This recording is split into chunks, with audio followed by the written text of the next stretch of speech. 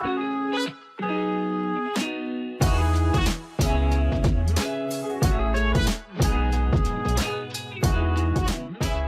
right, well, hey everyone, this is Jack, and welcome to your free update. So on the left-hand side, you have a daily chart with some Fibonacci 50% retracement here. We'll talk about that. And on the right-hand side, the daily chart on crude futures. And considering the the high that we've put in at 130 on February, really the first part of March, looking to see, where is crude headed now. And I have I guess it's a forecast, but really just a correlation looking at energy and looking at equities through a short week and after a long weekend. I think we might chop back up to 3,900. If we don't, then I think our ceiling would be about 3,840.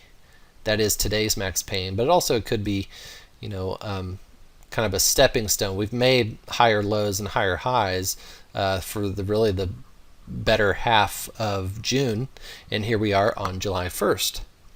So are we going to push higher briefly, only to continue going lower later on?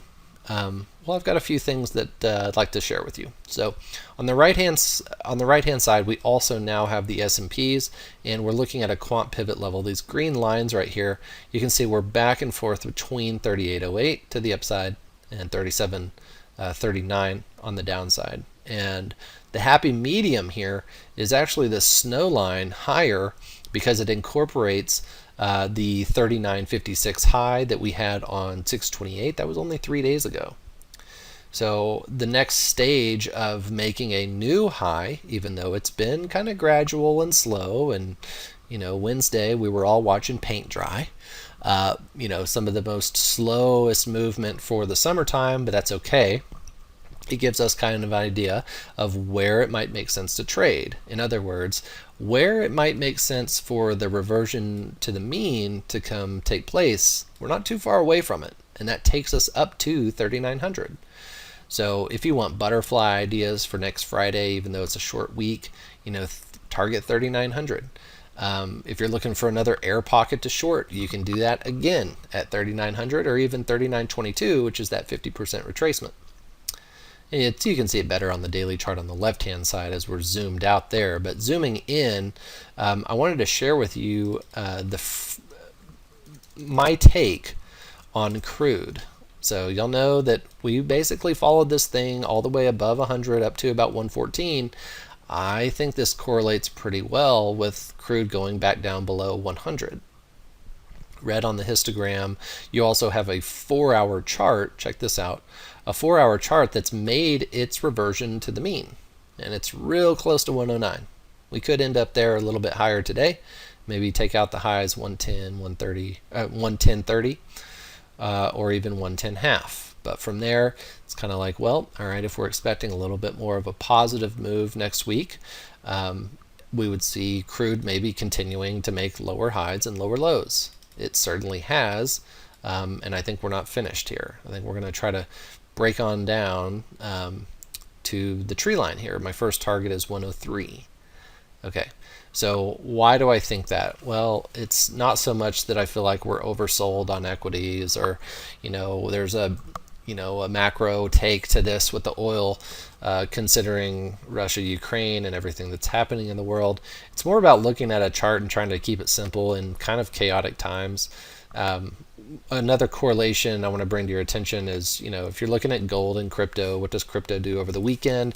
Typically it sells off, right? And over this week we had 18,500.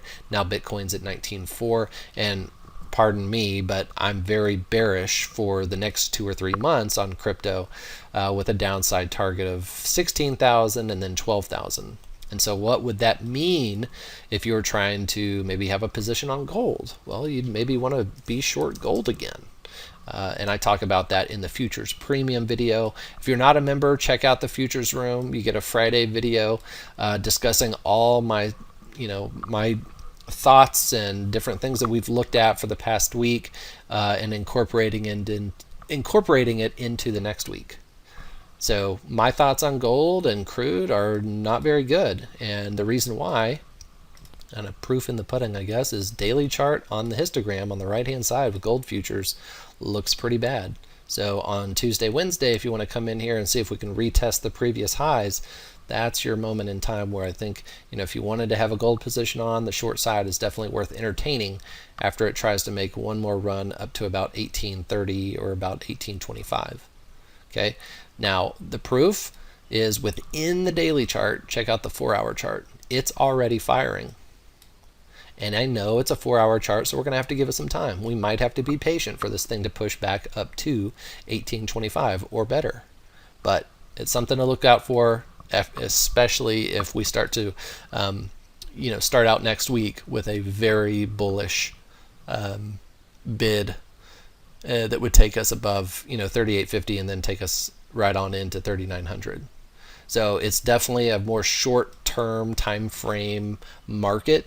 And that's all we're doing here. We're looking at what makes sense 7 to 14 days out, and approaching this with caution. And whenever you're bullish, being kind of cautiously bullish, and just kind of exercising the range here, which has been about 100 points back and forth on the S&P. A little bit more than that if you go back in time, but trying to keep it just based in reality here. I think we're going to chop around, and I think a run back up to the previous highs makes more sense than to just fall apart on a short week after July 4th.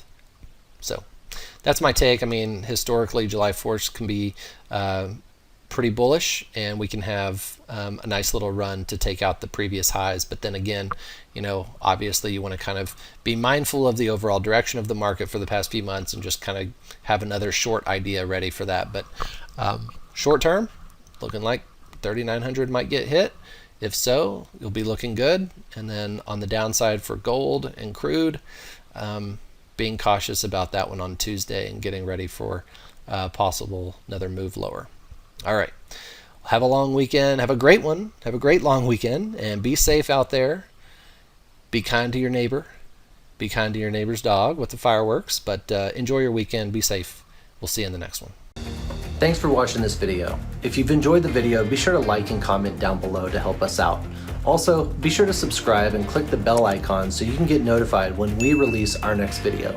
And if you want to watch us trade in real time using our own money, go to simplertrading.com to learn how to sign up. Good trading, and we'll see you in the next video.